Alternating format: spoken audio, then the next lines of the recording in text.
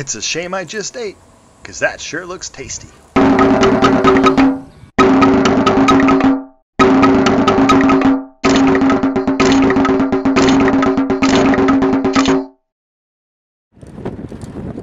After breakfast, we hit the road again in search of Chewy. Up above us was a large flock of yellow-billed storks. With the day growing hotter by the second, we looked into the shaded areas for wildlife. We found some vervet monkeys hanging out below a tree. Vervet monkeys live in social groups.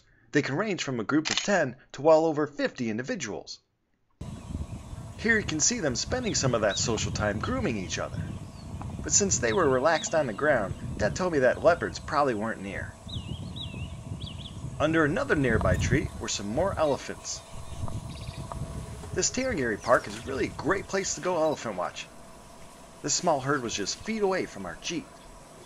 They seemed pretty relaxed in the shade. As we drove on in our search, some impala walked along the roadside.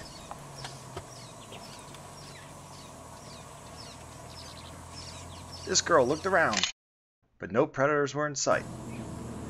We continued on, and just as we thought we might have a cat-free drive, our guide Rama spotted some ears and tails flicking just above the grass. We drove closer to get a good look.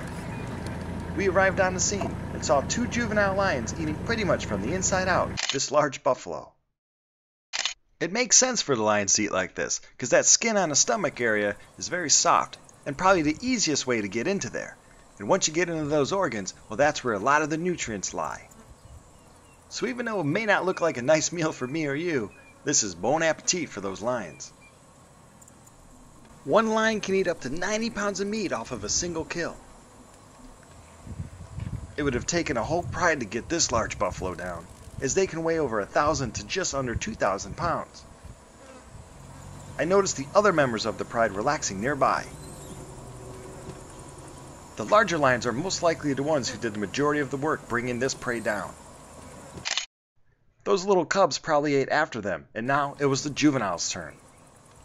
It wasn't a good day for this buffalo, but you can see how one large animal can provide enough food for a whole pride. Lions can be killed by buffalo, so it was no easy task taking this guy down. We missed the hard part, as we drove up on the easy part, the eating. These lions were being watched though. Just past them was a few waterbuck. You would think, being another prey species, that they would get the heck out of there, but it makes sense to keep an eye on your predators. While some watched, others could eat. And these lions seemed pretty content with that large meal laying right before them.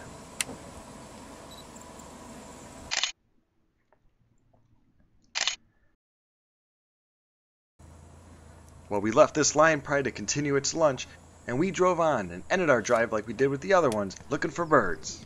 And just a little drive away, right up in that tree, was one of my favorite kind of eagles, a Batleur Eagle.